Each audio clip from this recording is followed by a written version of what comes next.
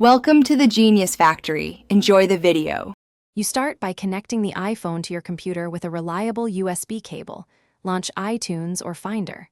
Once connected, unlock the phone and, if prompted, tap Trust, enter your passcode. Make sure Find My iPhone is off or you have the Apple ID credentials. This prevents activation lock after reset.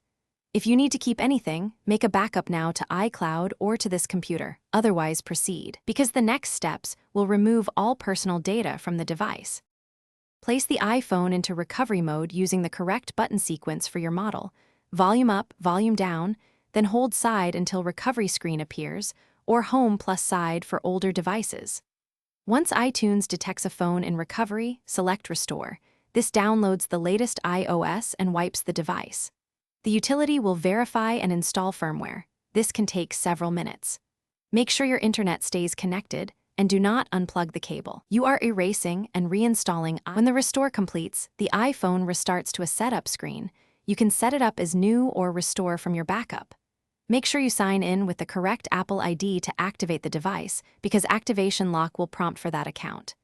If activation lock blocks you, remove the device from iCloud. COM or use the original credentials. If restore fails, retry using a different cable or USB port, reinstall iTunes, then repeat the recovery mode restore. These fixes resolve most errors.